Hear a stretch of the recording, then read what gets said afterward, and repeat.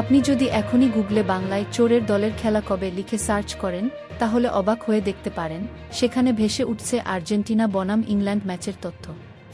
কিন্তু প্রশ্ন হল, গুগল কি সত্যিই আর্জেন্টিনাকে এই নামে চিহ্নিত করেছে, নাকি এর পেছনে আছে বহু বছরের ফুটবল ট্রোল, সোশ্যাল মিডিয়ার ভাইরাল পোস্ট আর বিখ্যাত হ্যান্ড অব গড বিতর্কের প্রভাব?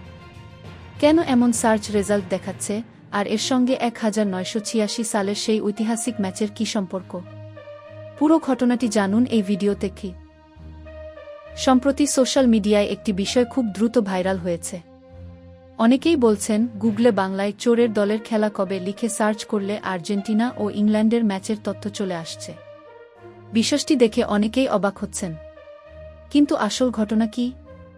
প্রযুক্তি বিশেষজ্ঞদের মতে গুগল কখনোই আর্জেন্টিনাকে এই নামে ডাকে না বা এমন কোনো অফিসিয়াল নাম দেয়নি। আসলে অনেক বছর ধরে ফুটবল সমর্থকদের একটি অংশ মজা করে বা ট্রোল করার জন্য সোশ্যাল মিডিয়ায় আর্জেন্টিনাকে নিয়ে এই ধরনের পোস্ট, মিম আর ক্যাপশন ব্যবহার করে আসছে। সেই সব লেখা ইন্টারনেটে এত বেশি ছড়িয়ে পড়েছে যে গুগলের সার্চ সিস্টেম এই শব্দগুলোর সঙ্গে আর্জেন্টিনা ইংল্যান্ড ম্যাচের সম্পর্ক খুঁজে পাচ্ছে। তাই এমন ফলাফল দেখা যাচ্ছে। এই ট্রোলের শুরু আজকের নয়।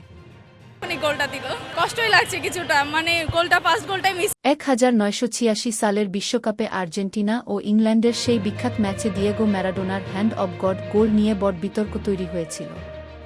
এরপর থেকেই অনেক প্রতিপক্ষ সমর্থক আর্জেন্টিনাকে ব্যঙ্গ করে বিভিন্ন নামে ডাকতে শুরু করেন। সেই বিষয়টি সময়ের সঙ্গে সঙ্গে ইন্টারনেট আর সোশ্যাল মিডিয়ায় আরও ছড়িয়ে পড়েছে।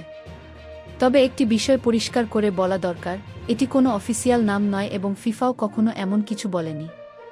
এটি শুধুই ফুটবল সমর্থকদের একটি ট্রোল, যার প্রভাব গুগলের সার্চ ফলাফলেও দেখা যাচ্ছে। এই বিষয়টি নিয়ে আপনার মতামত কি? কমেন্টে জানাতে ভুলবেন না। আর এমন আরও ভাইরাল ও ট্রেন্ডিং খবর সবার আগে জানতে আমাদের পেজটি ফলো করুন।